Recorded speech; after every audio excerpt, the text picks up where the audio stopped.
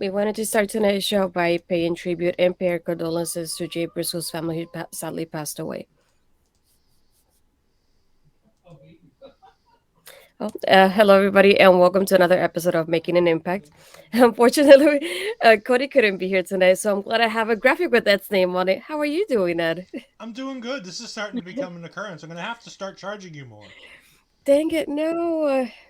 No, I The can't do first that. time is free, the second time is a friend's discount. Third time, we're going to start rolling in the dough here. There's no other discount aside from that one? No? Okay. We'll work something out after the show. How are you tonight, though? Doing all right. So here's the thing. I watched a show with somebody who went to the tapings.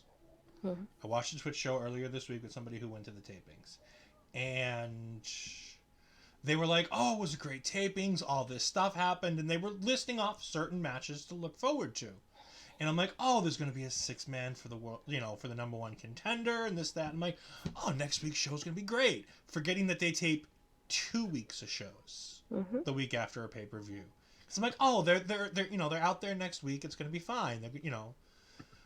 So while this week was a good show, it wasn't the Mhm. banger I was expecting because I'm thinking, all right, there's all this stuff coming for next week's show that we didn't get to see on this week's show. Mhm. That being said, it was a pretty good show tonight. Right. There I are feel like there the are pace was still definitely some better. things that I still Mhm. have some issues with. But Ooh. again, it's more Yeah. because I'm a casual Impact fan as Mhm. opposed to being a diehard. And you know what we've talked about, and we'll get to it when we Mhm. get there.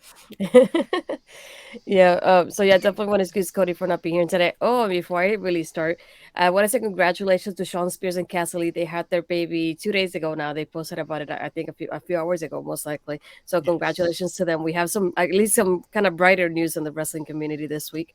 Um, well, I want to start with BTI if you're ready. I think you think you've mentioned you kind of know about it. We started the BTI match that we had was Con and Angels, so Yuya, Uemura, and Delirious. And just a couple of like the same things we'd be having of like the Yuya and Delirious communication like discussion, I would say, because people are always wondering how they communicate with each other.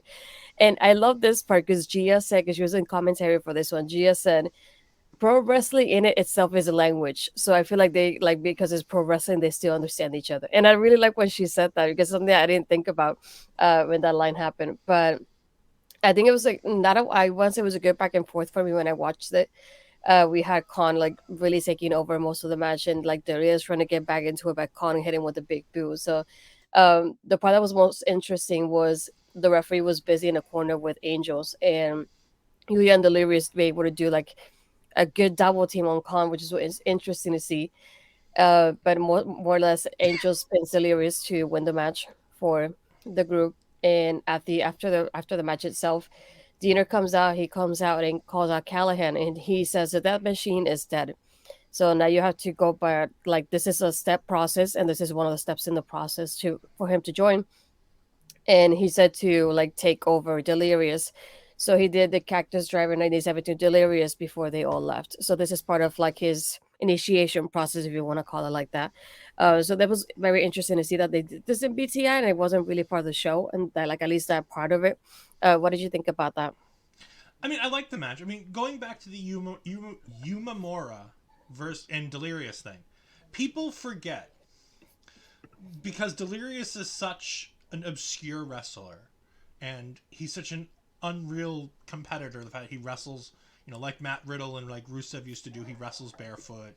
He has the mask, all that kind of stuff.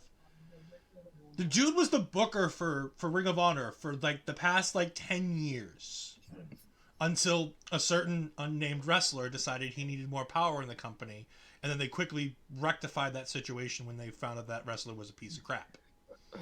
But Delirious was the booker for Ring of Honor for a substantial amount of time. You want to know where you you want to know what language he speaks because he has to because of business? Japanese. He can converse with Yumamura because they speak the same language because he's dealt with Tiger Hattori from New Japan for years upon years because of the working relationship between New Japan and Ring of Honor. I wouldn't be surprised if he could speak Spanish too, just throwing it out there for people Yeah. because they had a working relationship with CMLL too. I mean, Mm-hmm. you've seen the countless Impact stars, the countless Ring of Honor stars that show up in CMLL. That Mm-hmm. being said, the design is such an interesting story, and I like that they're putting them on BTI. Grant, I don't like the idea of putting a main storyline on your sub package, but if you're Mm-hmm. trying to sell your product, you have to put something on there worth watching. So while I agree with Cody's earlier assessment of it being a downgrade for Trey Miguel, the Impact, X Division champion, to be on a BTI, um, at the same time, it helps elevate that X Division by saying, this is the things that you can expect to see on our Mm-hmm. programming. Please give Yeah. us $1 to watch our programming. Mm-hmm. Um, it's a basic match. I mean, like Barry said, I enjoyed the tag team match. It was good teams and it shows depth and quality in the Yeah. tag team. It's exactly what it is. This was, again, like we talked about on NXT. This was a match to tell a story. They don't Mm-hmm. care about Delirious. Yeah. Yuma Moore is a future star that they want to see what's there, which is why they Mm-hmm. have him paired with an absolute stud of a veteran like Delirious. But all of this was literally for the post match thing where Sammy Callahan does the Cactus Driver 97. By the way, the longest name for a Powell driver ever. Yeah, that's true.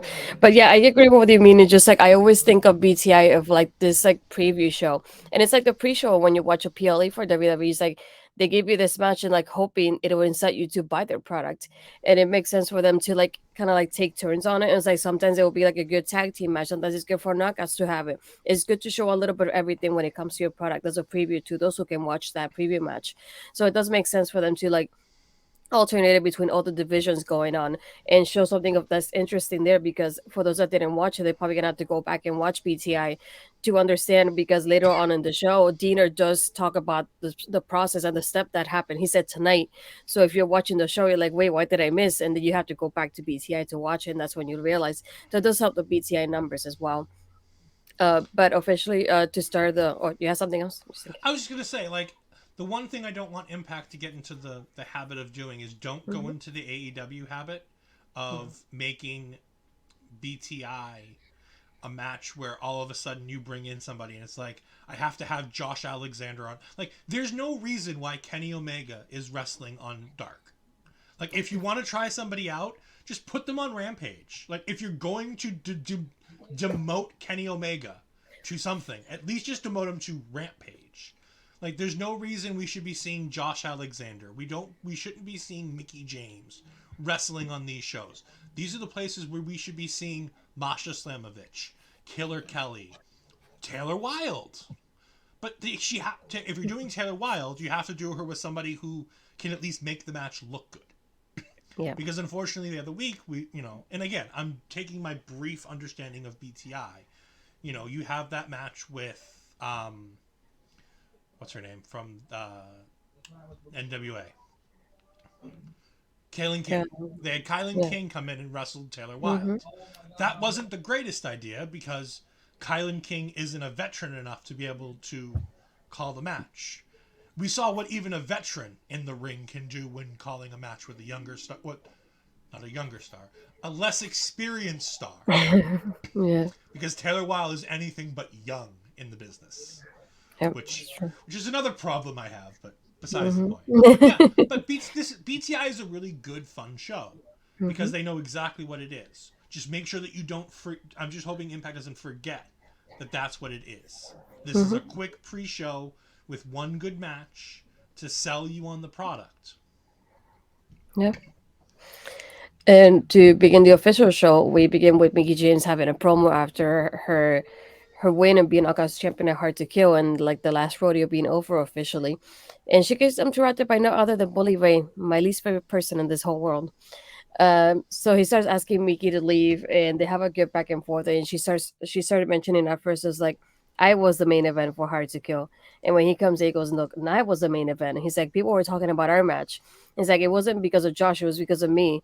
And he's like, Josh should thank me like I made him who he is, because people were talking about both of us, or like more mainly him. So I was taking credit for that match.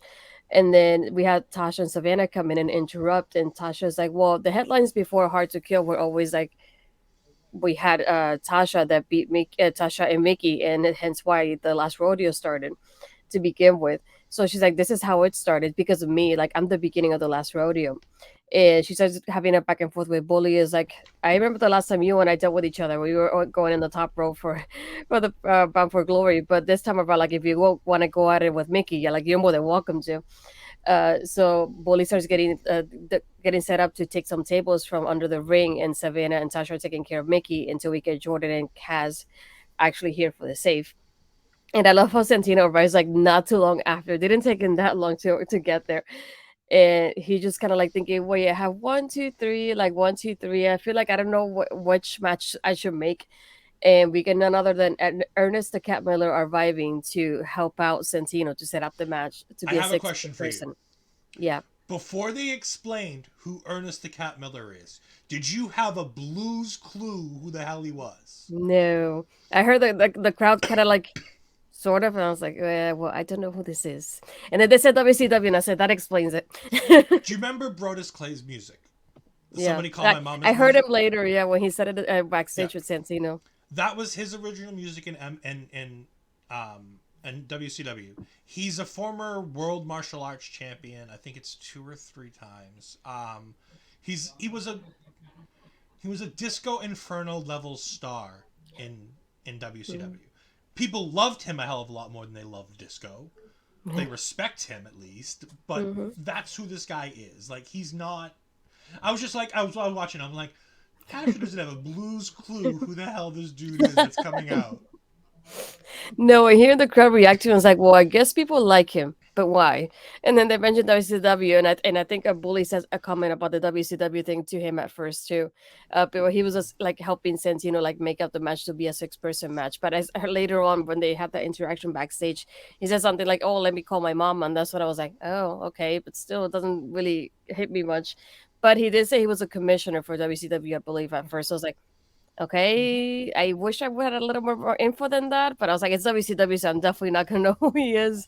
So I definitely feel bad. Sorry, people. I haven't been watching wrestling that much, but I know Ed has. So what were your thoughts on this part? I mean, I liked it. It's all. I always like seeing Ernest come back. He's not one to enjoy coming back to the world of professional wrestling. So I think it took a call from somebody like Santino, who he knows he could have some fun with and do a thing here and there. It's fine. It's about the biggest name that they can get at this point. No offense to Impact, but they're not going to be able to get the Teddy Longs of the world. When WWE needs them Mhm. on Monday. There is a new name out there for them, and we'll talk about that. Actually, we can talk about it now. Devon Yeah. Dudley announced today that he's no Mm-hmm. longer employed by the WWE, that they've parted ways. And I totally expect there to be. Yeah, Barry's right. It was a bit of harmless fun. Mm-hmm. Like, is it a big deal that he's there? No, because he's not there for an important reason. He's there Yeah. just to crack a joke and make some fun and have something going on. This is a whole lot more. I'd much rather have Ernest the Cat Miller every week on Impact than ever see Dave LaGreca again, because that was the most useless segment in the world. It Um, really was. but like we could I think we're gonna get the Dudleys back together again. I Mm-hmm. think there's gonna be something with Tommy Dreamer, and Devon's gonna come out and he's gonna help him, Mm-hmm. and we're gonna get Josh Alexander and Tommy Dreamer versus the Dudleys at No, he has to defend the title at Sacrifice, right? It's No Surrender's the next one, in the February 24th, if I'm not Yeah, mistaken. but is that I'm looking So at it the has to be graphic now. before that. Yeah. Yeah, okay, yeah, it would have to be before. I was trying to think. I'm like, is the six-pack challenge thingy for No Surrender, No or is it Surrender. for? Okay, Mm-hmm. yeah, so it Yeah. would have to be an Impact main event. So you might Mm-hmm. see it next week, No, tomorrow. tomorrow. Yes, tomorrow. Yeah. Um, Tomorrow. Tomorrow is Saturday. Let's see.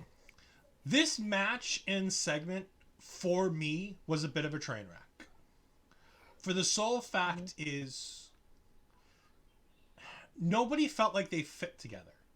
Mm-hmm. None of these moving parts fit. Like, obviously, we're setting up that Tasha Steelz is going to be in the running for the person who ends Mickie James. Everybody knew that was going to happen. Savanah is Savanah. It's She's just there. she's at this point she's almost. She's there. We don't like it, but she's there. Mm-hmm. Um, Bully and Kaz are going to have something going on. Cool. Fine. Whatever. But it just... Especially the match. It feels weird being a WWE fan and a casual Impact fan. Remembering that Impact still does mixed tags as a full mixed tag. Yeah. Where Bully gets in and you see Bully throwing Mickie James around. And I'm like, oh, this is what this is. And yeah. I didn't like that they didn't give Jordynne the opportunity to really take it to Bully. Like, it seemed like a missed opportunity. To, like, just, like, let Bully get out of it and squirm his way to the back. Like, she should have at least been able to get the slam and then Bully gets away and Savanah hits her or something like that. Yep. Again, the match is fine. It's good. But it continues setting up 30,000 dominoes for the women's division.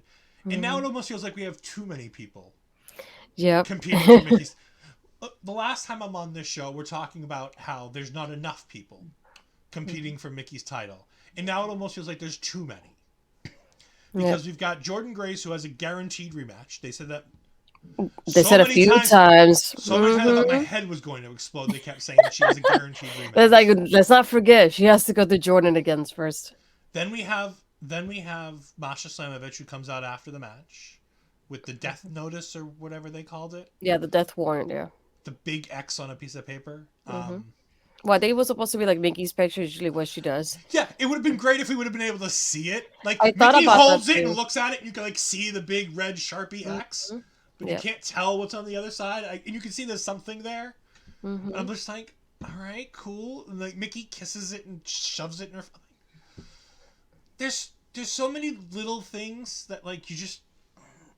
I want more for it because I love Impact. And there's so many good people doing so many good things. But it just feels like a cluster because it's 16 things all thrown in one and just shook up together and, like, here, enjoy. Because where does Tasha go after this? Because That's what I was thinking. Because she's not in the world title picture now. Because you've got two other girls ahead of her. Regardless of the fact that she's the one who's beaten Mickie more times than anybody else. Mind you, she also just got pinned. So that argument's going to have a whole lot less sizzle to it now. Yeah. What did you think of this? With so many women involved and everything else going on. Yeah, I was thinking like timeline wise because like you said, they even tweeted that like officially Masha and Mickie are going to have no surrender. So that's February 24th. So technically from tonight, we still have a month between tonight and the next show. So that means that Jordynne has to get her rematch sometime before that? No, not necessarily. Jordynne has a contracted rematch. It doesn't necessarily need to be the next match. So that's what makes me wonder because obviously she was teaming tonight with Mickie, but they didn't give any indication when that match is going to happen. So I'm wondering, okay, so we get Masha first. So technically Masha, we already know that Masha loses from there, and then it's Jordynne and Mickie again, and then Tasha. And I feel like I was trying to make like a timeline of it in my mind, and it just didn't make a lot of sense. Based on what they said, the only thing we know for sure is Masha and Mickey's official for no surrender the 24th. But we don't know when Jordynne's going to get that rematch, so that'll be interesting. But like you said, to going back to those points of like during the match, it's like me being me because I don't like Bully, I really don't. But like having like your women's world champion open the show, talk about like she didn't get to retire because she won the championship, and you have Bully of all people interrupt her. Why? I was so annoyed, but I knew this was happening based on their tweets. I had an idea that this was like the beginning of the promo, unfortunately, so I had a feeling. And I wish Cass would have been more involved in the match because I feel like Bully in the corner, Bully was more involved than Cass was in his end. And like you said, there was that part with Jordynne. She picks up Bully and he just wiggles out.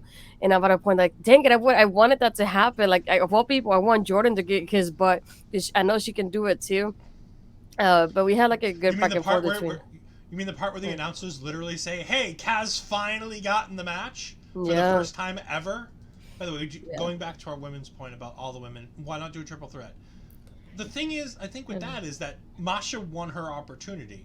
I don't think Jordynne's rushing to get back in the ring. Because as long as she has a contractual rematch, she could just be like, look, I'll take on whomever. I don't care. I know I can beat Masha, so if Masha wins, screw it. I still have my contractual rematch.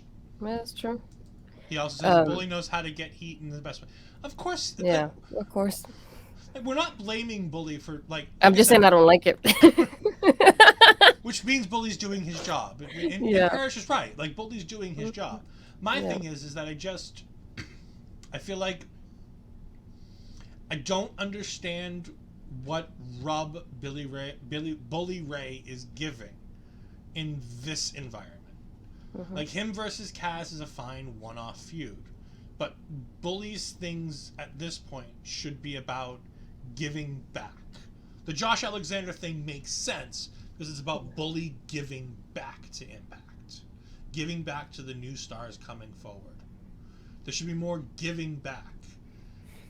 Is he giving back? The only person I can think of is Tasha. Like, it would have made more sense if you could have had the big moment with him and Jordynne. Yeah. But Jordynne's going to have to find something else to do because Bully has got about 7 people to deal with in the next 3 weeks. So, like, going to Barry's comment, this is basically what I was thinking of because, from a standpoint, I'm like, I feel like it's also disrespectful to have somebody interrupt your women's world champion after she just won the title, and this is her big like celebration and her big like moment of like, I can thank people for supporting me. So I was like, I wouldn't have wanted her to get interrupted at all. Plus, to get interrupted by Bully Ray. So that's my point of view. I know he's definitely getting like the part of like he's a heel, so he does that. And the other part is like the way he like it made me think of like something between Bully Ray and Jordynne. It has to happen sometime soon, because when she's in the match and she like looks at him as like kind of like I want you in the match, he just gives her his back and she's like no, I want you, and she turns him like trying to turn him around. But I definitely would have loved that for like to happen sometime during the match. I was disappointed you did it because it was like, such a good setup for it, but I like having that part of like Mickie was had to tag in Jordynne at some point because she felt like she couldn't do it anymore after being like in the match for so long compared to the rest of them. But like you said, having like Masha come in later with the death warrant, I thought the same thing. Is like if you're gonna put the death warrant, you could at least kind of change the camera angle so we could see what it had, because you get to have something on it, but the big X, so we could see the X, but nothing else really. But I like the point of like Mickie just kissing is like kind of like I have that confident, like I'm confident enough, like I can beat you, kind of point with her too. So I thought that was super interesting to see between both of them here. I mean, I don't think so because I think at the time, Sami Callihan was as big a heel, if not a bigger heel, for the fans than Bully. I think nothing changes with Tasha, like with Tessa, if we replace Bully in there. I mean, like I said, I don't get me wrong. I don't hate Bully. I just everything when you have these older veterans, as we've learned from WWE, the one thing we've learned from the fans is that the point of the old veterans isn't to come in and make it all about them. It's to give back to the community and to the people in the back. I'm trying to see where working with Kaz or working with Mickie gives back, because neither of them need the Bully rub. I mean, Bully versus Mickie, it's not believable enough for me. You know what I'm saying? Like Definitely Jordynne though, especially after tonight. Jordynne, yes. Rhea Ripley versus Solo Sikoa, yes. Jordynne versus Bully, yes. Bully versus Mickie, there's more things I'd rather see Mickie do than work with Bully. I think that's where it comes down to for me, is if we're going to be doing things with Mickie James, I want the short time we have left with Mickie James, because we know it's under a year at this point. She's winding down. We know that she's pretty much done. So at this point, I want to get the things I want with Bully. With Mickie, I want them to be about her giving back. And she doesn't need to necessarily lose to do it, but she needs to work with these people. So it's working with Masha at No Surrender. It's working with Jordynne again one more time, because they have a good chemistry. Jordynne is the future of that division. As long as Jordynne wants to be there, there's never going to be a bigger star than Jordynne Grace in that division. You may bring in past legends who are bigger than Jordynne Grace, but no homegrown talent. Masha's not bigger than Jordynne Grace. Tasha Steelz isn't going to be bigger than Jordynne Grace. She has the potential. Masha has the potential. But Jordynne Grace is, for the foreseeable future, the star of that division. I think for me it's between her and Deonna because I feel like Deonna brought a lot of ice when she was I Knockouts champion. I So think Deanna's a whole lot less. The reason why I don't bring up Deonna there is because mhm, I think Deanna's a lot less term than.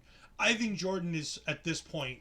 She's Impact and she's not really going anywhere mhm, because I think she's learned very quickly with how they treated Gresham that she's not yeah, going to AEW. mhm, Even if they could make the appeal, she's not going there. yeah, She might go to WWE if they offered her enough money, but I think she does enough on the side where I don't think she wants to. So I think she's Impact for as long as she wants to be. Whereas somebody like Deonna Purrazzo, I think is much more likely to mhm, go off TV in the next 2 weeks and show up in the Rumble.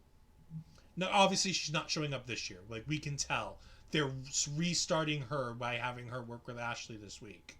yeah. Sorry, I know I'm skipping around here on the show. It's okay. But I think when you're talking about building this women's division, Mhm, continue the great things you do in the Knockouts division. Don't change what you do. Why do you need Bully Ray to be interacting with any of your knockouts? Your Knockouts division is the second best division. You know, your Knockouts division is your best division that you have.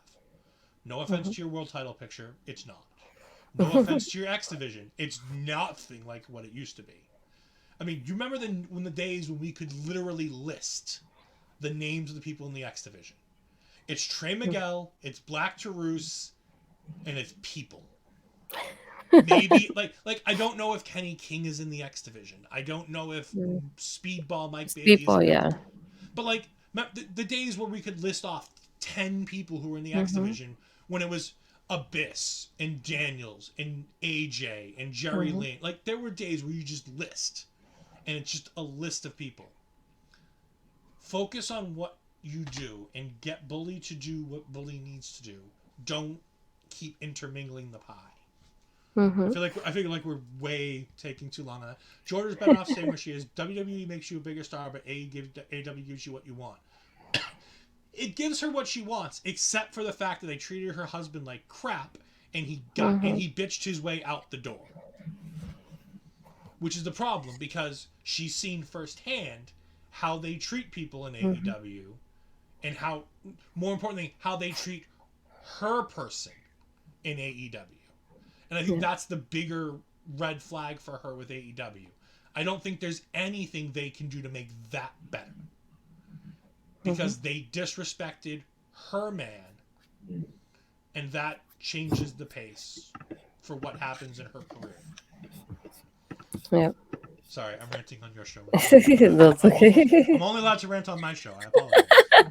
No, I mean you're almost there now at this point with 3 shows now you're done. Um, but no, after this we had Santino and Ernest that were backstage, just Ernest is helping Santino, giving him ideas for the next thing. And Santino says, "Well, I have a match that I think I'm gonna do. I think it's for next week. Now they announced it. It's like It is. Golden Six Shooter match." It's like, okay, where's this going? Well, he said we're gonna do Sabin. And said, and we're gonna do Edwards. He's saying, then after that, we're gonna do the 4 animals. And I was like, oh gosh, where's this going? And then he said, Rhino, Swan, Moose, and Callahan. I died when he said that. I really did. He got me. Um, I like how after this he sees Dirty Dango, a Fandango. He starts talking to. He's like, "Oh, do you have any advice for me?" And just when he's about to talk, then Steve Macklin shows up, and Steve is like, "Well, why is Swan in this match? Like, I'm the one that beat him at the pay per view, so why is he the reason for being in this match?" And it's just the part of like Dango's like, "Well, if you want my advice, why don't you just book me and him to be in the show tonight?" And then later on, they do say like not only that the match is confirmed, but they also say the match for the uh, Golden Shooter match is supposed to be former world champions, and so why Steve Macklin's not part of it. But it adds again more fuel to that fire that he has. That even though he had that victory at Hard to Kill, he's still not in the world title picture. So I think that was super interesting the way it happened. Um, here with Barry's comment, it's like I agree that like so Yuya Delirious Hodge will be exhibition starts and are off to Intact Wrestling. Yeah, like I'm not sitting here and saying they have nobody in their X. I know they have an X division, and it's a wonderful mix of people. I'm just saying that when you go back to the old days of the X division with AJ and Joe and Abyss and all, like the heydays of the X division, where it was the pinnacle of your company, that the shining star of Impact Wrestling was the X division. Right now, the shining star of your company is your Knockouts division. You have Masha, you have Killer Kelly, you have Tasha Steelz, you have Jordynne Grace, you have Mickie James, you have the Death Dolls, you have Giselle Shaw. Alicia's there. I know. Um, like, I mean, like, you know what I'm saying? Like, you have your deep women's division that you do a really good job with. Don't lose focus on that by bringing Bully into it. Mm-hmm. I agree. It was out of place, and it's unfortunate because Impact has always done such a good job of women empowerment, and it was nice that Mickie stood up to him. But at the same point, it's, again, we're going back and we need to go forward. But still, it's just one of those things where it's like, focus on the things that you do well, hide the things you don't do well. Right now, what they're doing well is their women's division. Focus on the women's division. Focus on Josh Alexander. Focus on... We'll get to him in a minute. No, after this, we had Deonna and Ashley Dubois. I like that. I'm hoping to see Ashley live, but I was curious about this one. But it was most one of those matches of like, even though Ashley did have a couple moves here and there, but it was mostly to give that momentum and give that boost to Deonna, because I feel like Deonna, ever since being with Chelsea and even after Chelsea left now, she's been more in the background in the women's division. So I feel this is just a way to build her up again and like show off is like she's still here. Don't forget about the virtuoso that's here. I feel it was a quick match. I know there was a point that they mentioned in commentary. It's like, oh, there was a point that Deonna could have ended the match, but she didn't because she just wanted to give more damage to Ashley. But at the end, we just have Deonna win it. Did you have any thoughts about that one? Yeah, it was a fine match. Ashley impressed me with the way she could sell. She's a good little young talent. She impressed me a whole lot more than she impressed Trey Miguel. Say that one for sure. Yeah. Man, Trey Miguel is really, really not hitting with the male counterparts on your show.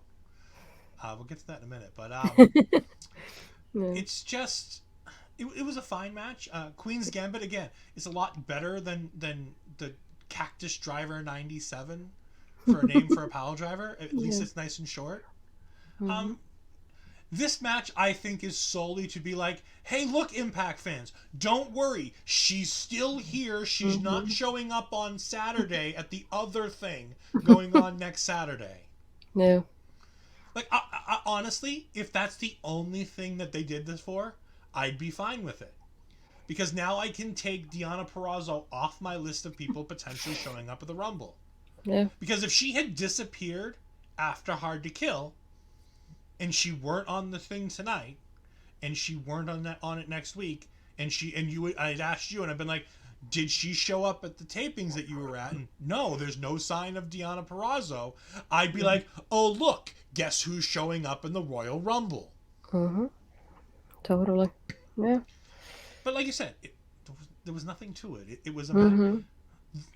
Get yourself somebody who talks about you the way Matt Raywald talks about Deonna Purrazzo. Considering they both have lovely other spouses, get yourself somebody who talks about you as glowingly as they do.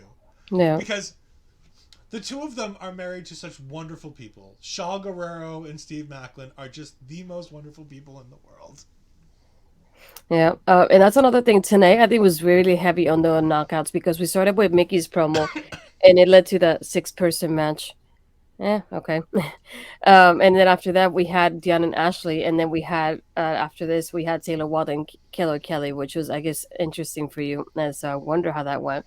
But no, before this, we had Gia going to get an interview from PCO. She's like, people were surprised about his return. I said, well, I really wasn't, but sure. Do you have any thoughts about that, guys? I know it was super quick. So, Gia looked like she was going off to the gallows as opposed to going to interview. Like, PCO has no history of hurting other people. Like, it's one thing if it were like going to do the design, or, you know, going to interview Bully Ray, who has a history of like abusing people who aren't them. There's been no history in this division about PCO hurting anybody other than who PCO is instructed to hurt. Like, why would you be so terrified to go talk to PCO? The dude's almost as old as the guy in 2 segments from now. He might actually be older. I don't know. Parrish, maybe you can Mm. correct me. I know you guys are all from Canada, so I'm sure you can tell me. I think the only thing that I would have been like is the way that she was like, well, I had to go like underground somewhere in the arena here to find them supposedly, and like the way she was like, oh, like it looks like a rat was around the area. But aside from that, I wouldn't have been scared of PCO in that aspect. So yeah, that was interesting. One thing I didn't like about the next segment though is we had Ashley. It looks they make it seem like she was not getting like she was getting off after the match, but she looked like she was getting ready for the match. So I didn't like the timing of it, like the positioning in the show. I don't know if you thought the same thing. Oh, what I the feel what like when they instantly cut to Ashley DeBose like 5 seconds after her match for us because there's yeah. no commercial breaks or anything? Yeah, it was her and Trey, and then they say, "Oh, this is after her match," but she looks like she's getting ready, like she's ready, and she's just pretending to put her boots on instead of taking them off. So I thought the timing of it, I would have put it before the match instead of after, because it kind of looked awkward in there. I don't know if maybe you want to watch it later because it felt odd Oh, to me. I trust me, I watched it. I watched it a couple times because I was trying to figure out who the hell the old dude was. Oh my god, this one made me laugh because we had Trey arrive and he was kind of like giving her advice and complimenting her. And he's like, "Oh, is that disrespect?" And she goes, "Well, that's what you did to the exhibition title. You defaced it." And he gets interrupted by Mike Jackson. And that's when I had a smash. She's like, "Who the heck is this?" And I said, "Well, he was at the Hard to Kill pre-show. I don't know who that is either." um, but he challenged Trey Miguel to a match next week. So we have Trey Miguel versus Mike Jackson for the exhibition title next week. The 73-year-old competing for the exhibition title. What were your thoughts? Why is Impact abusing elderly people? Like, I mean, isn't that what WWE does? I mean, I know Impact has a history of too. Ric Flair after he lost to Shawn Michaels, Hulk Hogan about 60 million times, Sting for about a decade, and now Sting's continuing to abuse himself in Impact and AEW. But is this guy like a legitimate like again casual Impact watcher? Didn't watch the Hard to Kill pre-show because it's the pre-show. I don't watch WWE pre-shows. You're not gonna get me to watch an Impact pre-show. Oh, look, I found the ages. Are you ready? Sure. Okay, I told you Mike was 73, right? 73. They mentioned that. Okay. Yeah. You want to guess PCOs before I give 65. it to you? Nope. 55, actually. Is he really only 55? I think he's Why at top is 10. Mike Jackson a wrestler? I legitimately thought he was Scott D'Amore's dad.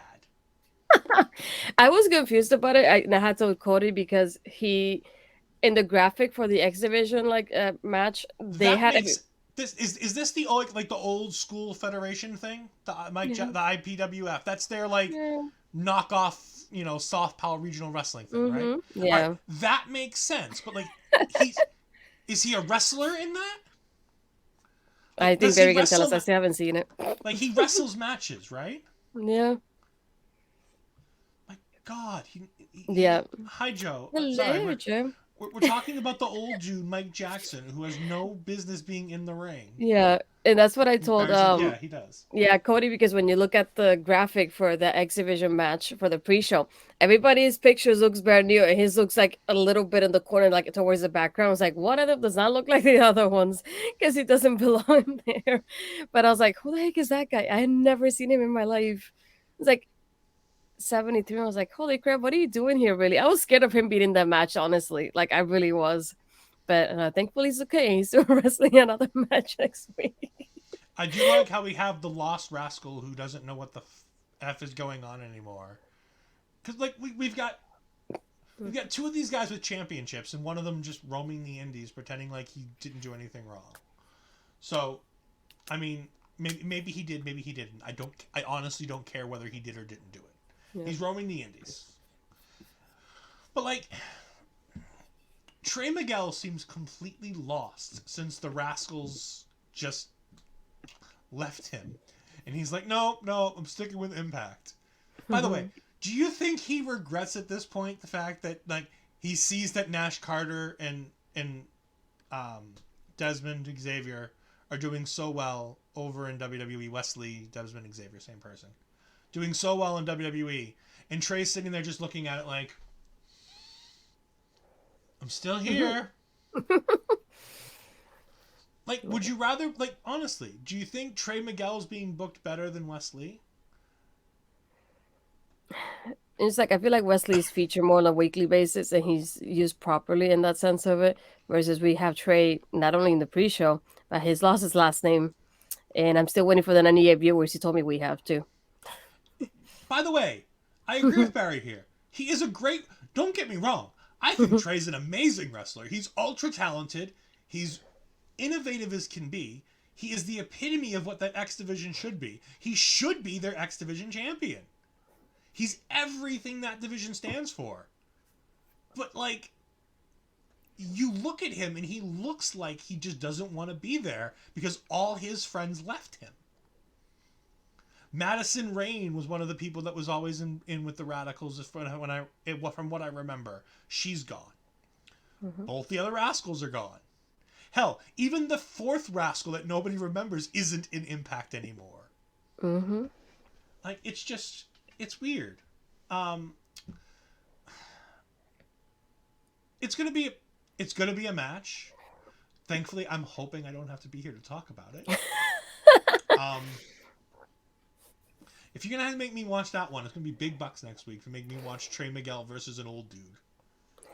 Oh, jeez. Because, like, he's gonna beat up an old dude. Like, it's one thing when they trot out Jerry Lawler for wrestling matches. Like, WWE is very careful about trotting out like, we talk about Goldberg and being like, oh, he's too old to wrestle. We got Action Mike Jackson friggin' running around challenging the X Division champion. And it just also makes me think, it's like, I know he just defended against Black Tourist, but it's like, is there literally nobody else he could go against? No, Speedball's working with Kenny King, as Barry said earlier. The other ones are in the tag division. Yuya Uemura, Delirious, Hotch's other friend who's working with Bully Ray, Skyler. They're all working in the tag division or with Bully.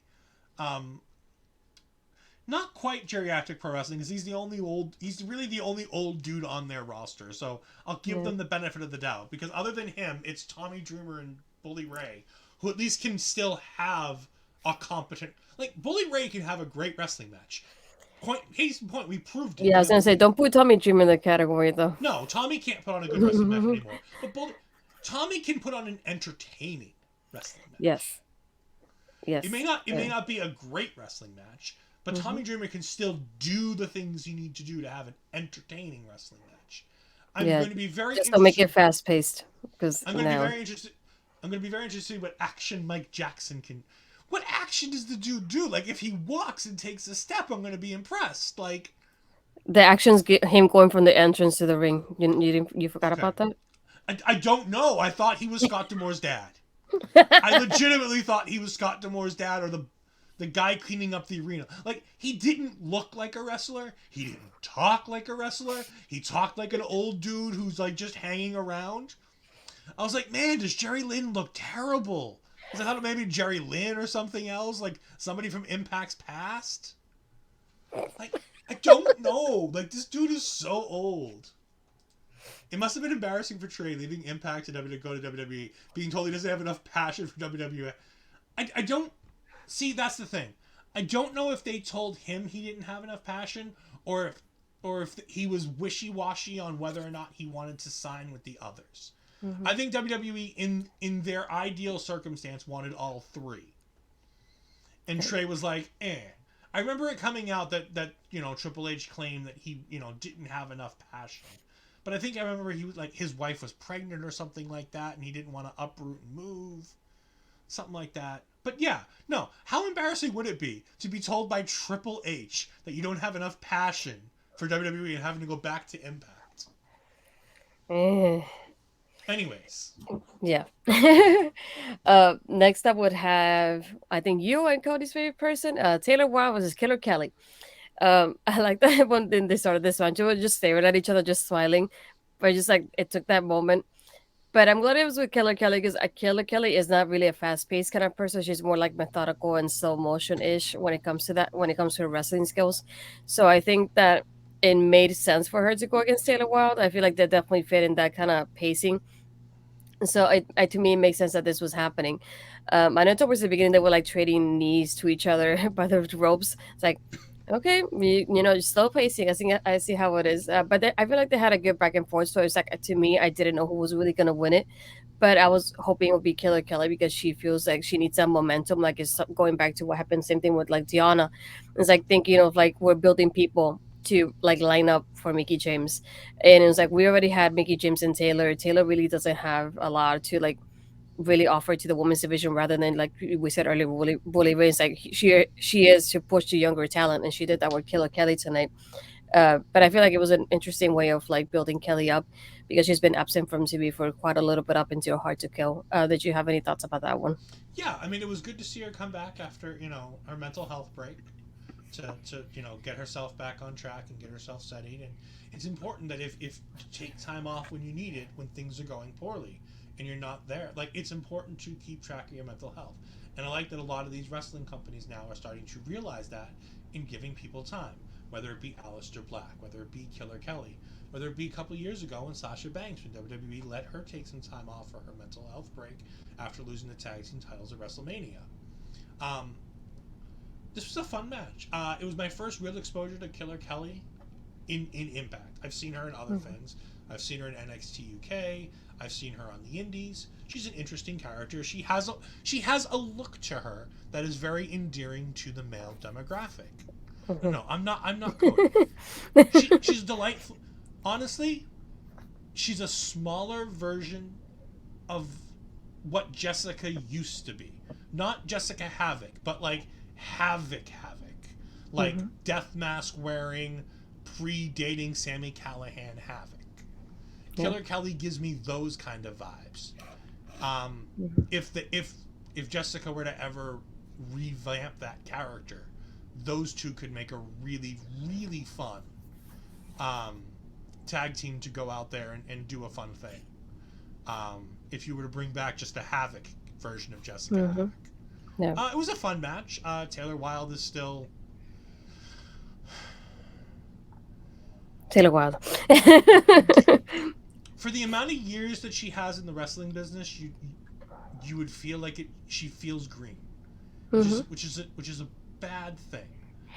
It doesn't look like she has the wonderful skills that you should have at her age and the years that she has in the business. Mhm. To me, to me, No, yeah. outside looking in, um, it's one of those things where it's just there just seems to be a miss between the two of them. Killer Kelly led the match really well, which is what I was saying earlier. Kylan King didn't have that veteran ability to be able to lead this match. Killer Kelly did. Mhm. She slowed her down. She made her do what she needed to do. She did all the things that you need to do. Yeah. It was a good match. I enjoyed it. Killer Kelly got the win like she should have. It was an impressive match, and Killer Kelly is putting herself in that line of people who I would love to see Mickie James either put over or, help get over. Because I don't think Killer Kelly's going to be the one. Now, is this now Mickie loses and she's done, or is that whole stipulation gone? Or, like we said Yeah. earlier, the last rodeo is over. So does Mhm. that mean that there's no more? If she loses, she's done. That's something that I think I forgot how Pierce was bringing it up last time. I think he was saying about like all the Rumble scenarios that we were talking about. It's like, what if she comes out at the Rumble and she loses? Does that mean that she retires? Because it kind of goes back to that stipulation. I've been wondering that because all they say is like, oh, the last rodeo is done. But Yeah. they never say, oh, she loses, she retires. And that's still sticking to it even after she wins the title. Now, but I don't know that aspect of it. I've been wondering because all they say is the last rodeo is done. So it makes me wonder if that means like the whole, let's say, packaging of the last rodeo is done. So I've been curious about it on that end of it. So we'll have to see. Because so far she still hasn't lost, so we haven't able to like really get any information when it comes to that. So I've been kind of curious about what that entails. So we have to Maybe wait we'll and see, learn I more guess. from Ella J's next interview with Mickie James. Yeah. Or from the Sapiens I watch tomorrow. Um, But then after that, we had Callahan in the dinner segment. This is going back to what we were talking about BTI earlier. He says there's a 7 step initiation, and step 2 was tune up, which is what happened earlier with Delirious. And he says step 3 next week is bringing the title home to the design. If he doesn't bring it home to the design, there'll be consequences. So let's see what happens after next week. Because I don't see Callahan winning this match. What do you think about that? There will be consequences because Connor was the one to say that there was going to be no, I could honestly, of the people in that match, the only person I think who wins that match is Callahan. Oh. I'll be brutally honest. I don't see Eddie Edwards winning. Mm-hmm. I think we've done Josh and Eddie before. Yeah. I don't see Moose winning because we just had Moose lose to Joe Hendry in a way. And I don't think that's quite done yet based on what we saw tonight. Mm-hmm. Rich Swann is definitely not winning. You could honestly swap in Rich Swann for Macklin. It would make the match 10 times more entertaining. I honestly can't remember the rest, so I'm going to pull up the graphic. Sabin, no. Sabin's already got way too many tag belts. He doesn't need to attempt to try to get another belt. Rhino, maybe. It has to be one of the animals. But that feels like a downgrade from going after Bully Ray to go to Rhino. Just seems like an even more of a downgrade. Yeah. So to me, the only person who makes sense to win the match is Callahan. Do I think Callahan beats Alexander? No. I don't think he does that. But I wholeheartedly believe that he goes the next step and wins the match next week. Yeah, it's a good, interesting way the way you think about it with like the process of elimination based on the storylines that everybody has. I do wonder what if Swan gets attacked before the match and Macklin just goes in the match though, because that'll be interesting to see. I mean, it all depends on how they want to, if Santino's going to keep it as this former champions thing. Mm-hmm. If he's not going to keep it as former champions, yeah, I could see Macklin attacking and getting in the match. Like I said, the only person I could see winning this match other than Callahan is Macklin. Yeah. He's the only viable challenger for Josh. And I think Josh's days are numbered. Like, we're starting to count the days not for getting to 365 for the full year. We're starting to count the days till Josh, I think, loses that title. Yeah, and to me, Macklin is that person. I don't see anybody like built enough or like being focused in at the like after Josh that will take that title away from him. So it's like whoever comes in next, Josh is beating them, and it's probably going to be Macklin afterwards. I want to see like from his standpoint in the storyline, what else does he have to do to get noticed, right? Management to get that match. But like he says, like I've been winning, I've been doing this and doing that, and I just won against Swan too. But Swan's in the match. It's like Rhino just lost, but he's in the match too. And it's like he's like, what do I have to do to get in the match? So I think, and it's also with the back and forth that him and Josh had on Twitter. I think it was yesterday, if I'm not mistaken, or the day before that, of like that back and forth that made me think like definitely this is getting built up on social media as well. So it has to happen sometime soon. I'm hoping it does happen for one of the big pay-per-views. Rather than just like a normal one, like one of the smaller ones, like No Surrender in So February. that's, what, Rebellion in March or April? Yeah, that's what I'm thinking. Yeah. Because No Surrender is an Impact Plus and YouTube Mm-hmm. pay-per-view. So I don't think Josh loses it there. But the next one after that, I think, is the one where he could... Whatever the next big Impact pay-per-view is, like Yeah. a full-fledged pay-per-view. Yeah, because the next one, Sacrifice is in March. Yeah, so that's the one. Yeah, and that's Impact Plus. So I think maybe that one, Rebellion's for April. Sacrifice is Impact Plus or Sacrifice is YouTube and Impact Plus? Oh yeah, it says YouTube and Impact Plus. But oh no, and then we have Rebellion in Canada. So we do want to have him lose before he goes to Canada. No, I think we have him lose in Canada. Then again, I'm a WWE fan, so obviously he loses in his hometown. We have Barry jumping in saying that I think Macklin will be taking the title as well, as I think we'll get Macklin versus Kazarian. I'd love Macklin versus Kazarian. Again, an older veteran coming in and giving something to a slightly younger star. Macklin's not the youngest star, but he's a young star in Impact. Parrish also saying maybe the last rodeo was request to win the title, not a general thing. Now that she's won the title, that's what I'm saying. Like, it seems like what Impact is saying is that the last rodeo is over. I think this losing thing is no longer implied. Mm-hmm. But I still have a feeling like she's going to go. If it were me, this is how I would do it. Masha takes the title off of Mickie, even if not now, in the future. Mhm. It's either Masha or Jordynne takes the title off of Mickie. Maybe in a triple threat match. And then we get Tasha versus Mickie in a career versus whatever. And Tasha wins that. And Mickie retires, and Tasha's the one who gets the rub of retiring Mickie. Because we can't not do Mickie versus Tasha again, but I don't think you do Mickie versus Tasha again for the championship. Because Mhm. I think you're building to Masha as champion. Yeah. Because Masha versus Killer Kelly, Masha versus Jordynne, again, round three, um, or fourth. I don't know if it's three or four at this point. Yeah. But Masha, I think Masha has a slew of new opponents that could really be fun for her to take on as champion.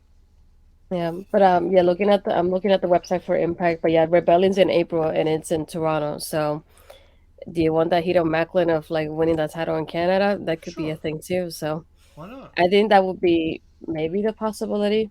He's gonna be a Yeah, heel regardless, so yeah. I'm not worried about giving my heel heat by taking a title off a guy in a general vicinity of where they live, because Canada's all one city. Don't look at me. That's the wrestling world telling me that all of Yeah. Can. If you've ever watched WWE in the '90s, all of Canada is one city. Yeah. Because if you're Canadian, every Canadian city is your hometown. So after this, we had I think Josh and Santina were talking, but it was very quickly. I didn't catch on what they were really talking about, and then they were interrupted by Giselle and Jay. And Jay comes in, Giselle comes in. He's like, "Well, I beat the Death Dolls, and we realized later that the match that was supposed to happen at Hard to Kill, they put it like an Ultimate Insiders match."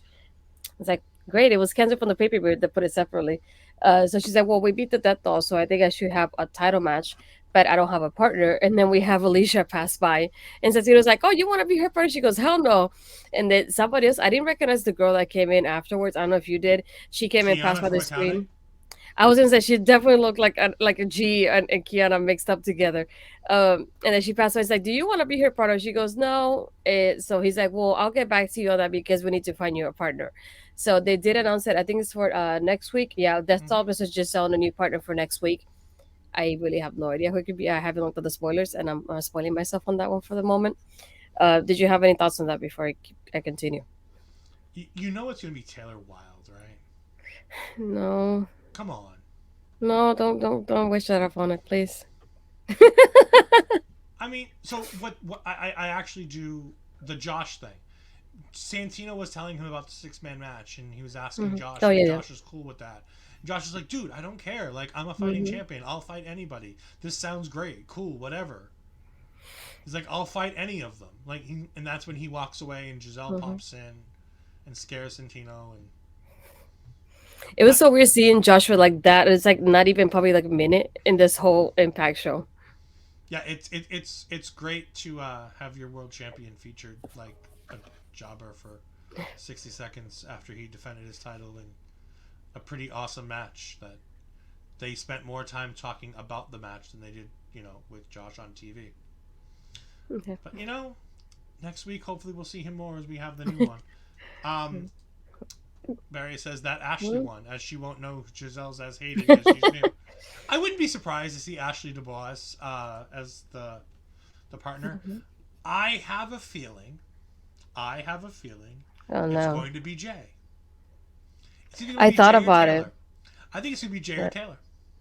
yeah, I thought about it because the way Jay was standing next to her, the body language kind of gave you the vibe of like kind of like Santino pointing at him and going, "How about him? He's right next to you already. He's like you're already friends with him as it is." So I Yeah. think that would be interesting to see. But I aside from that, automatically thought of him, but like I have nobody else in mind aside from him. I do like Barry's idea of having Ashley Dubois doing it. I think that would be interesting, just to like have her in there somehow, and then Giselle's gonna get mad at her if they lose because Ashley doesn't know any better. Mm-hmm. So we'll see how that plays out. Um, After this, we had Steve versus Dango, and I still feel weird saying Dango instead of Fandango and having the music and everything. I'm definitely not used to this. I was like, I missed the outfit and the music.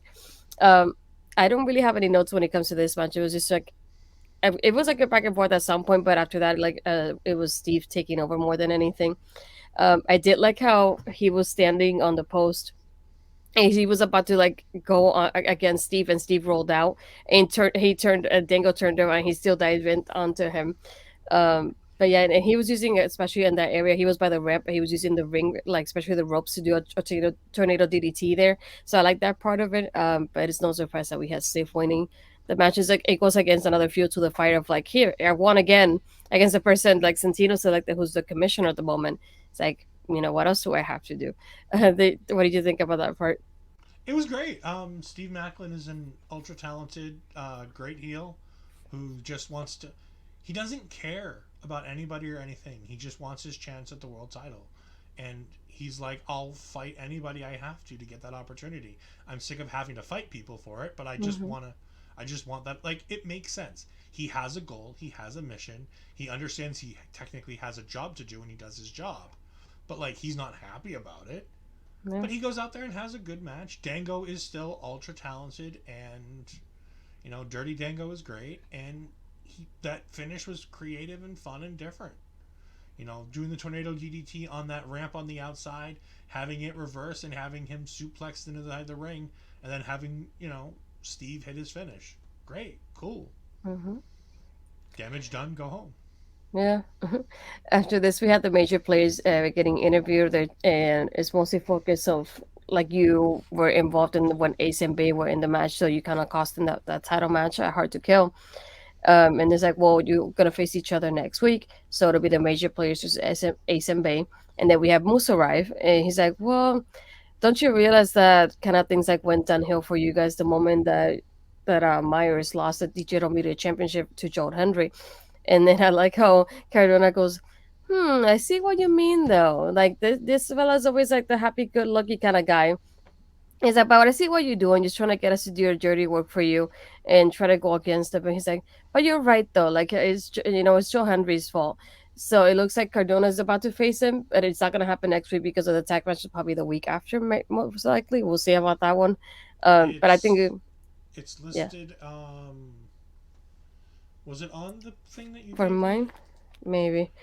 But I'm looking. You can go ahead and keep talking. It was fine. It was what it was. It was a generic yeah. segment. Um, yeah, digital media title: Matt Cardona versus Joe Hendry this Friday. Mm-hmm. Yeah, so So I'm definitely watching that. you'll see it tomorrow. Yeah. So yeah, I think it was just Do you have funny. your Joe Hendry sign made yet, I don't have any signs. Astrid? Now, I'm gonna explain something to you. You may not understand this as a millennial wrestling fan. Sure. Who came in after the invasion and didn't know what this WCW thing was and Hey, didn't I know know who WCW. Don't come at me with that one. you don't know who Ernest the Cat Miller is, and you don't understand why he wants to call his mama and do his dancing. But like the thing about wrestling is you need signs. Signs are great. So what you Yeah. need to do is you need to bring a sign that says "Making an Impact believes in Joe Hendry" and put the three of our faces on it. Oh my Go ahead and god. print out a picture of my face, your face, and Cody's face, and stuck it to the top, and then "Making an Impact believes in Joe Hendry." Hmm. I So like that idea. you can do it overnight. It's not a big deal. You can go. The show tomorrow is at what, 7:30? Probably. Yeah. You have plenty of time. You don't work tomorrow. I know you have Fridays off. I was gonna say, my schedule. That's I know weird. your schedule. We talk about Yeah. this every week. There's a Hmm. reason why Making an Impact is on a Thursday night. Yeah. So you go home tomorrow. You wake up, you know, 7, 8 o'clock in the morning. You wait for the store to open around noon. You go down to the corner store, get a nice big white piece of construction paper and a couple of colored Sharpies. And you make the sign. You don't do a cardboard poster? You do No, what? no, you can just do, a nice piece of, like the big, thick construction paper. One you gotta take, like, real good scissors, too, because if you take, like, crap scissors, they don't cut. You gotta get the good scissors that cut through it. You don't want it to be, like, thick cardboard. You want a thin cardboard. I'm telling you, this is what you need to do. I see you. Um. think there was nothing really to that part except for like the part of Joe Henry. But I thought it was Yeah. funny the way Cardona was like, "Yeah, I think you're right." But he said, "But I see how you're doing though. You want us to like weaken Joe Henry for you." So I Yeah. thought it was funny that he admitted it, but he still went out like winning the match with Joe Henry though. But yeah, I forgot about the list. So I'm definitely gonna end up watching it tomorrow. So I'm excited for that one. I I see mean, the you have no champ. cho- you have no choice. It's on Oh the yeah, card. You're watching the match. yeah. I'm glad I am. Yeah, you get to see John Henry live. After this, we had Ed's favorite part of the evening, the Tommy Dreamer interview. Oh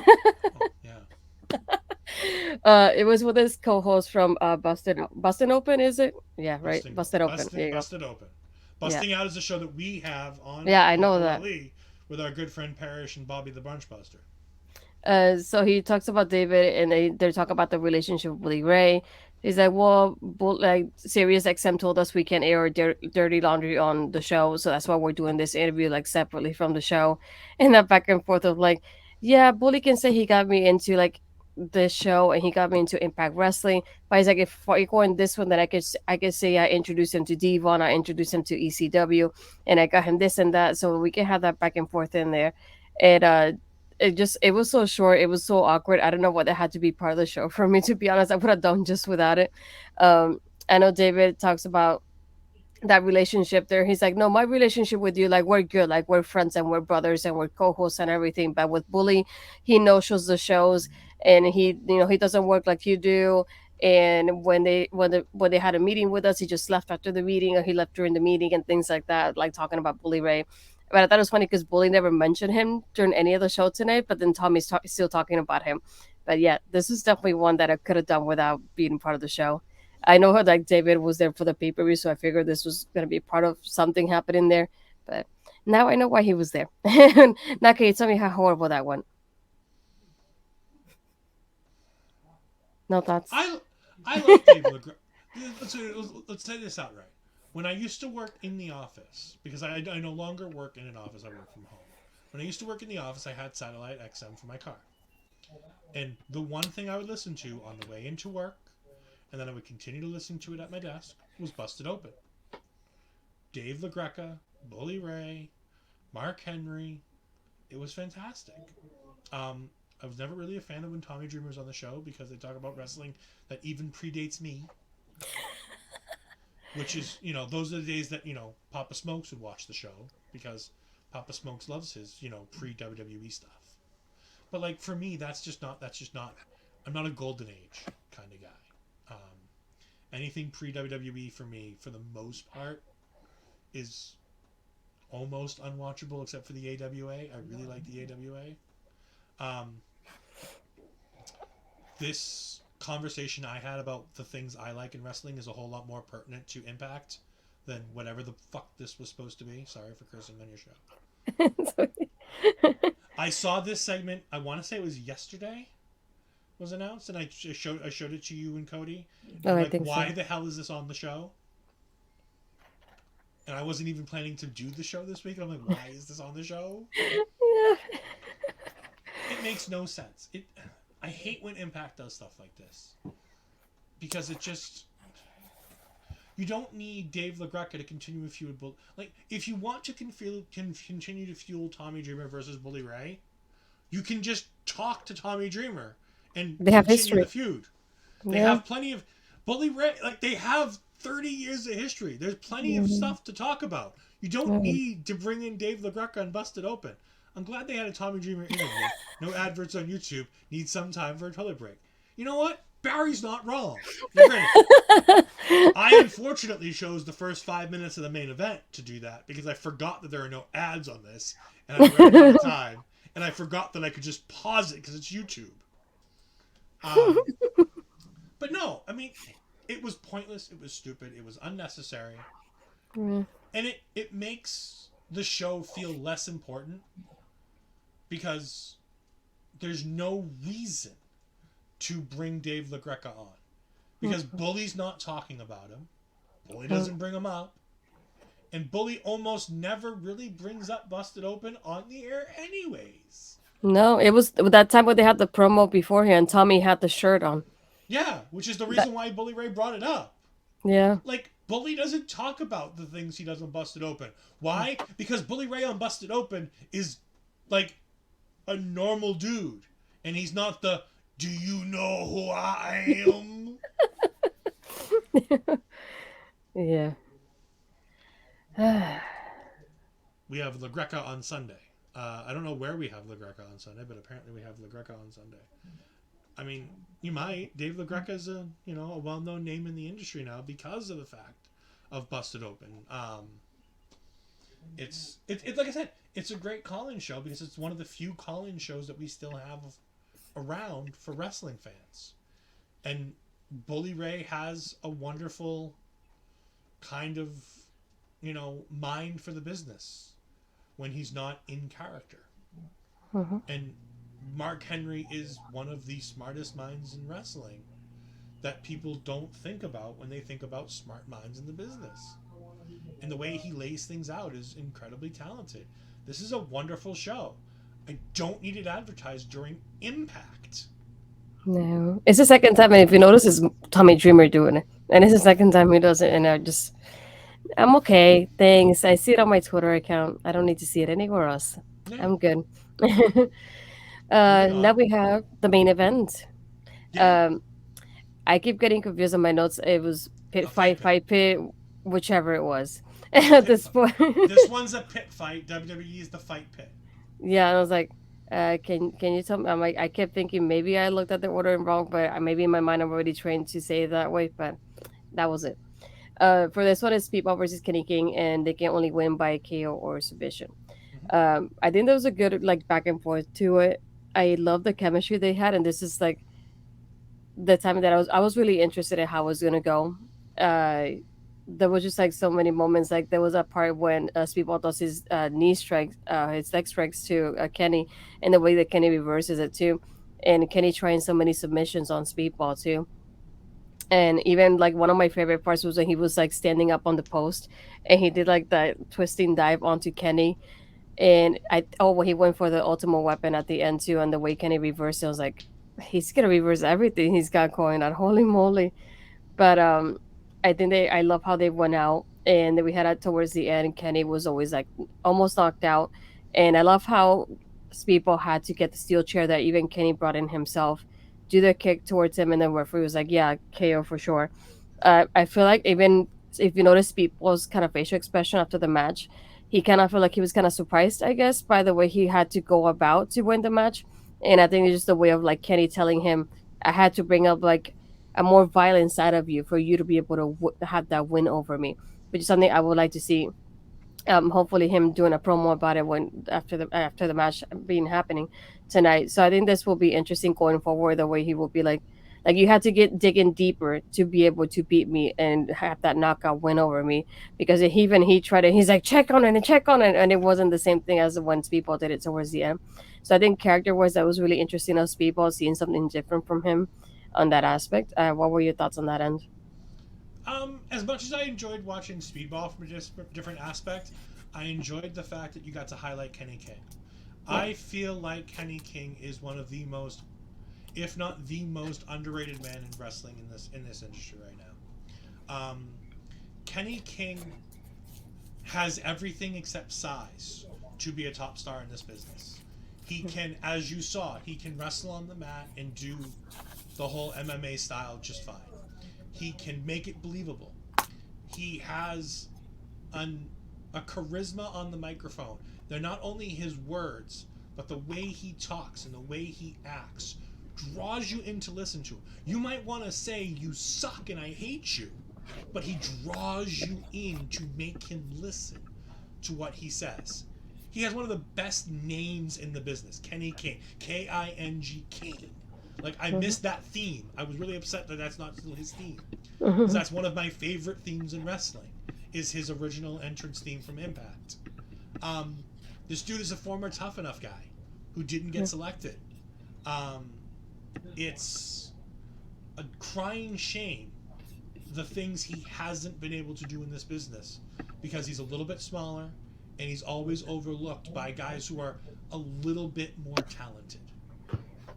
And that's unfortunately the truth. Like, Kenny King is one of the most talented dudes in this business, The problem is he's always in the industry and in the company with people who are just a little bit more talented.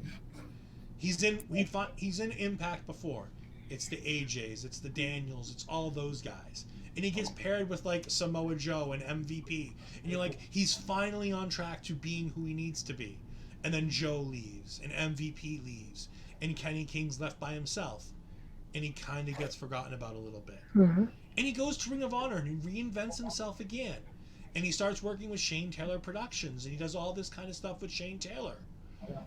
And again, he's kind of a little overlooked, a little, undersized. And you've got guys like Adam Cole and Matt Taven and the Bucks and Adam Page and all these other guys who are just a little bit more talented than Kenny King. And they're a little bit more, experienced than Kenny. And he falls down that pecking order just a little too far to be the star that he needs to be. Mm-hmm. I just want him to have that opportunity to be the star he needs to be. I can totally understand his point from Barry right here. I like both wrestlers, but the match wasn't my cup of tea. I found it a bit boring. An MMA fight is not everybody's cup of tea. We came to watch a wrestling promotion. We like watching wrestling. MMA and wrestling are two different things. There's a reason why Bloodsport has a very niche market of a specific group of people that like watching Bloodsport. And in that line of thinking, I can understand where Barry's coming from, where he didn't think this was his cup of tea. I personally happen to love this because I'm a Kenny King fan. I don't mind UFC. I don't love UFC, but I don't mind watching guys get on the ground and fight each other. I don't mind it slowing down and having a submission match. I don't mind the guys rolling outside the ring and making a UFC fight look like a wrestling match to a bit. I liked all of that. And it's just it wasn't the all end all that I was hoping it would be, but it was really good, really talented, and these guys are stars. So of course they performed well. Parrish comes in and says, "Is that an excuse or a reason why he doesn't get over that hump?" I think it's a little bit of both. I'm not making excuses for him. I'm just saying it just seems like he always ends up being that guy who's just not quite as good as the people who surround him. There are certain stars who always end up being bigger than the people around them. To me, that's the person who screams that more than anybody is Jay Lethal. Jay Lethal, as in why I bring it back to Impact. Jay Lethal is a guy who, no matter where he was or who he was working with, he was one of the biggest stars, and you knew he was one of the stars. When he's working with Ric Flair and AJ Styles, he surpassed AJ Styles in that moment.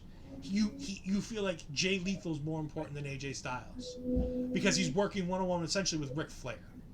In all actuality, Styles was a substitute because Ric Flair wouldn't wrestle, so you had to have AJ do the wrestling. But like, Kenny just feels like he never quite gets there. And Paris says he's not as talented or he's not talented enough are two different mindsets. Maybe. Like I said, I'm not a professional wrestler. I can't tell you what's happening and whether it's he's not talented enough or whether he's just not given the right opportunity. I don't know which it is. All I know is that I think Kenny King is vastly underrated by a majority of the wrestling world. And I really wish that he would get the chance to prove how good he really is. Because I think if he was given the ball, I think he can run with it.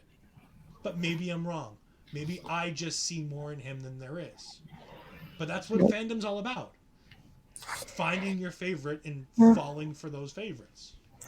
And not only that, but you made me think of also something that we had mentioned before, because when Honor No More was a thing, I feel like you cannot forget that Kenny King was part of the group.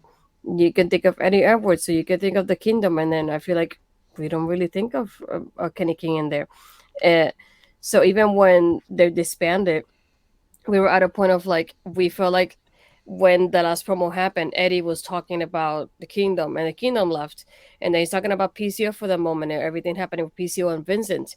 But I feel like there was no point towards Kenny. Like there was nothing he could really say about Kenny. I was like, what did Kenny really do on no more? I feel like he was just there, and I feel like sometimes we did forget like he was there because I feel like the other people in the group overshadowed him in that aspect because you're thinking Eddie's the leader, the kingdom's the tag team, PCO's like the monster, Vincent's like the mindset behind PCO. What's Kenny King really doing here? And it's like it's because he was in Ring of Honor, but aside from that, you're like, for me, I when I see Kenny King, I can't forget about him being a reality show. And when I remember seeing that lineup before, I forget which one it even was The at this Bachelor. point. So I He's on remember The seeing Bachelor. just his name once, and that was it. But it's just that aspect that reminds you of like maybe he's a person that when they put him in those groups, he ends up getting overshadowed by the other people. So you don't get to see, if he's talented, you don't get to see it enough because other people are overshadowing him. So it's like I feel like maybe this is a great time for him to really reinvent himself in Impact because he's going against people, and the focus is on both of them. There's nobody else but both of them, and that's it. And working in that companionship in this feud, so I'm hoping that even after Speedball, he has another kind of feud that's similar to it in that aspect that like he doesn't get overshadowed and you can still see whether he's talented or not. But I enjoy this aspect of him, this side of him, because I feel like I said earlier, it's like you kind of see him telling Speedball, I'm gonna get something out of you. Like I know you have a dark side to you, and I'm gonna like get it out of you. And we saw that tonight towards the end of the match. And I was like, I feel like this is something that's gonna get brought up again, and then hopefully they'll have another match, and we get to see more from Kenny in that aspect. And I'm like I said, I'm hoping that I might get somebody like him. I wouldn't mind seeing him in the X division because we can kind of get him that spotlight in there as well. So just a matter of like timing and then seeing what happens next with him.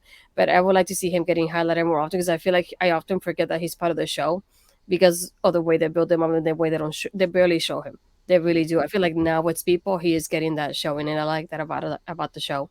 Um, Let's just hope they don't forget about him again. that's my hope. But yeah, that's it for tonight's show. Yeah, I'm just excited for the tape piece. I get to see. I saw the tweet, so I saw the lineup that they have for tomorrow. I keep thinking today and tomorrow, for tomorrow and Saturday. So I'm really just excited to just go to the show. I didn't think about the sign, so maybe I'll do a sign. We'll see. But yeah, You just really will excited do to a sign. do maybe. You will. Ugh, maybe. Anyway, but overall, just really excited after seeing what happens tonight and the build up towards the pay per view. So yeah, looking forward to it. Did you have I anything have a else you want to say? Yeah, I have a question for you, and You this is know, an interesting one because of the way taping things work and all that kind of fun stuff. Are you excited to know what's going to happen on next week's show before next week's show airs? I know the only You're thing going is to know. like You're yeah, going to know. Not only are you going to know all the things that are coming up for everything from here until No Surrender, no, because I have a feeling that they're taping everything to No Surrender, right? yeah, it There's seems that way. no more tapings in between, right? No, I don't think so. So they're taping 4 weeks of television or so in the next couple weeks, or 2 or 3 weeks in television. Hmm. But you're basically going to find out everything that happens between here and there. More Yeah. importantly, next week on the show, you're going to find out who's challenging Josh Alexander before the match airs on television. Hmm. And then you're going to be able to tell me, because I don't care about spoilers, and you're Yeah. not going to be able to tell Cody, because Cody doesn't want to know any of the spoilers. I feel like the hardest thing will be I know I can show you and I know you won't mind, but I think the hardest thing will be the fact that I can't show Cody anything on what I'm watching because that'll give him any clue about it and he's gonna get mad.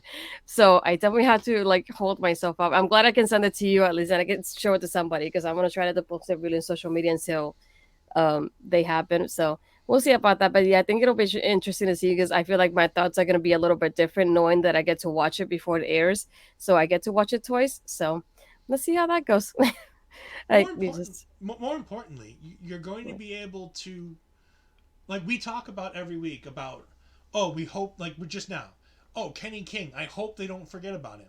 You're going to know whether or not they forget about him for the next couple yeah. of weeks because you're going to find out what happens at the tapings. Hmm. You're going to be able to find out whether or not what steps 4, 5, because theoretically we're going to see step 3 next week on Impact.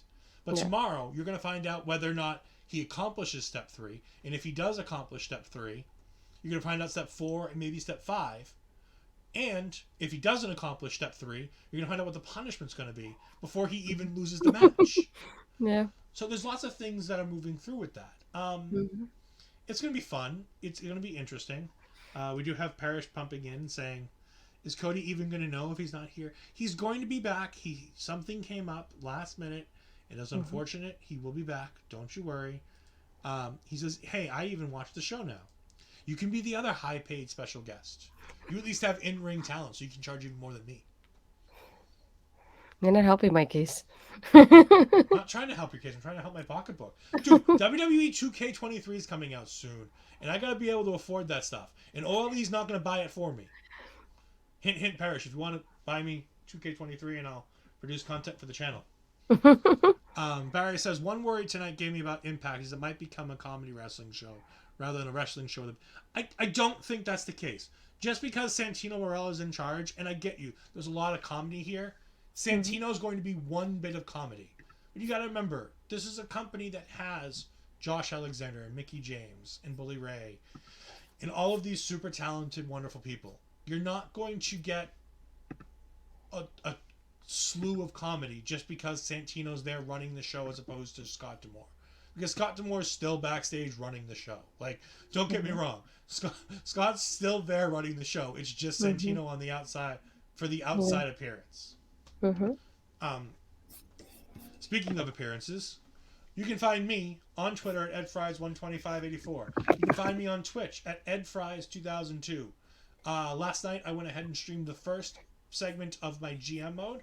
I'm running a 25-week GM mode on WWE 2K22 in preparation for 2K23, where I'm going to be hopefully, if we have the right things in place, I'm going to be doing online GM modes with different people, whether it be people from OLE, whether it be my friend Tom Collihu, whether it be other YouTubers or other people in the wrestling scene. I'm looking forward to things like that if it's an online thing. Um, you can also find me co-hosting with the wonderful Astrid. Oh, see, I did it this thing because I'm not.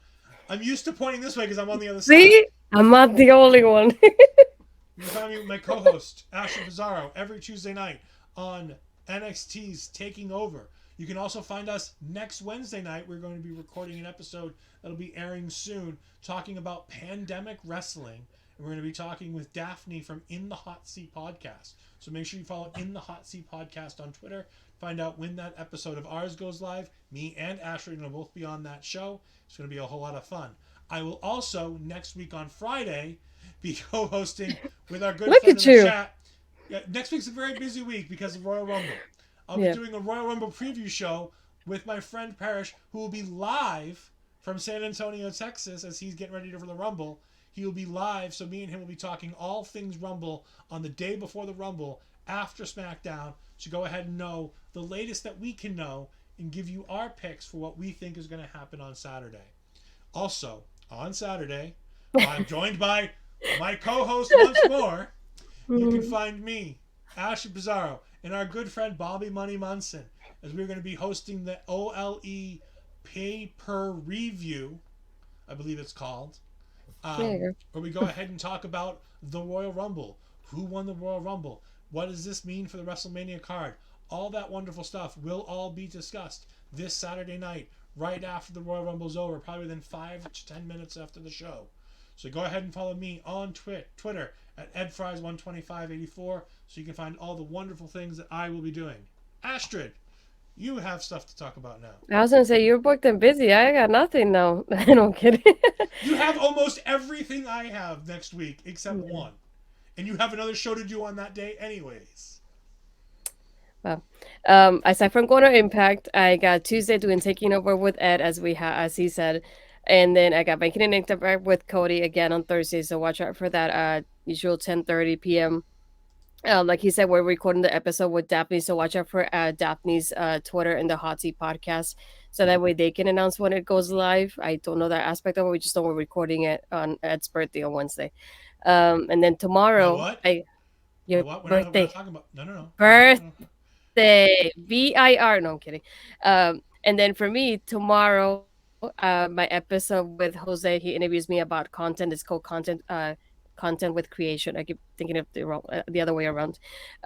So watch out on my Twitter, my socials. I'm definitely gonna be linking the interview once he has it live on his YouTube channel. I definitely talk about more than just wrestling, which is kind of weird for me at first, but I definitely talk about my book stuff and how I've been working with publishers and my book review stuff and my start in wrestling media and things like that. So definitely a fun thing to do, and definitely talk about my background of like being Puerto Rican. I definitely talked about that often. So definitely watch on the socials for that when it comes out tomorrow. I don't know the time, so I definitely will see when he tells me. And then my women's wrestling talk review with NXT will be sometime. I think on Sunday will be live on their website as well. So check that out. And I think that's it for me. I hope. Yeah, I hope I didn't forget anything. Sorry, everybody. Do you have a ladies wrestling showcase this week? Next week? Well, probably next week as well. I'm going to tapings this week, so I can't really do the show this week. So maybe next week. We'll see. All right. And again, we just want to say one more time, um, our condolences for the family and friends of Jay Briscoe. He was an ultra talented pro wrestler. He meant a lot to this business. He was unfortunately lost in a car accident. Uh, you know, there is a GoFundMe type thing out there. If you go ahead and search Jay Briscoe, I'm sure you will find it. They are raising some incredible money. I know Chris Jericho donated $15,000. There's a whole bunch of other wrestlers who donated a ton of money. If you have any that you can go ahead and spare, go ahead and help this family. I know one of the daughters had surgery the other day. I don't know if I've seen any updates on how she's doing. It's a terrible situation when somebody so young goes ahead and has something happen to them. So definitely go ahead and check that out.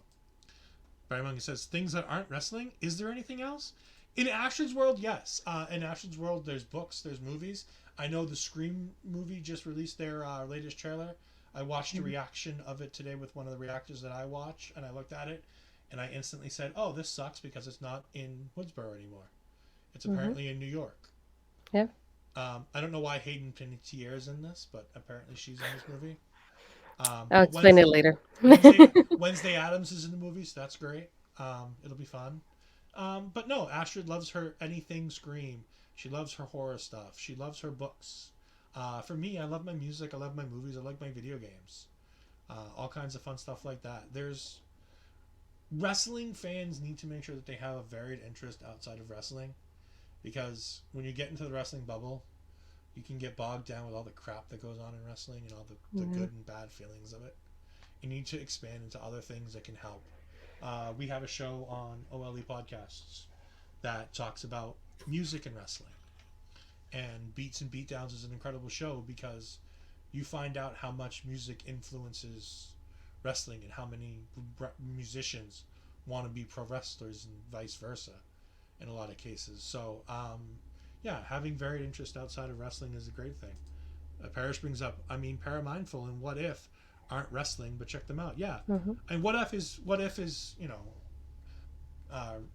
Variant Wrestling Realities is our What If on OLE Podcast. A show that I'm temporarily on hold as I try to figure out what the next episode's going to be, because I've had a hell of a time trying to find fans who actually watch WCW during the Monday Night Wars. But there are all kinds of wonderful things. Impact is a great thing. Continue watching Impact. Continue supporting Impact. Continue supporting this young lady right here. She's doing amazing work. She's come so far in the year plus that I've known her. She's a true delight. She is the natural, and she is, as I call her, I don't call her the natural anymore because she's just good at it. She's the big star. She's the big star. She's the main attraction. She is our Mandy Rose. And with that, have a wonderful night. And we'll see you guys next week.